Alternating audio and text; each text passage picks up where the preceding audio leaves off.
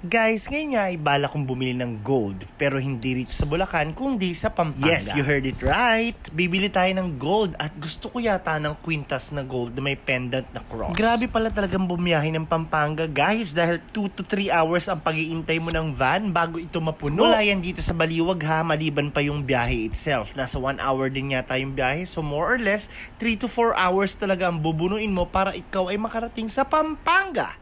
A few moments later. Ang balita ko nga kasi ay marami daw sale na gold sa Pampanga, kaya tara tingnan natin, i-check natin kung tama nga ba ang chismis. Mamare at pare, kung igagala mo ang iyong paningin dito sa Pampanga, parang wala naman siyang pinagkaiba sa Bulacan, di ba? Parehong-pareho lang. Yan nga lang, gusto kong memorable yung pagbili ko ng gold. Kaya naman lumayo pa talaga ako. Marami din sila ditong parks, marami din silang markets, at marami din silang mga malls. At syempre, sobrang dami din ng masasakyan. Na-excite nga ang inyong Bulacan yung gala, kaya naman gustong-gusto kong libutin ang buong Pampanga. Wish ko lang na kaya ko. Guys, mapagkwentuhan nga lang natin, ano ba ang kainam-inaman at ano ba talaga ang kahalagahan ng pagbili ng gold? Marahil sa iba ay gastos, pero alam nyo ba talaga na investment ang gold? Hindi ba? Dahil every year, tumataas ang value nito. So, instead na bumili ka ng mga gamit, damit, o kung ano pang ibang materials dyan, cellphone, o kung ano-ano pa dyan, mga gadgets, ibili mo na lang yung pera mo ng gold. Kung kayo, mamare at pare, ay may budget nga lang, talaga namang dapat ibili nyo na yan ng kwintas,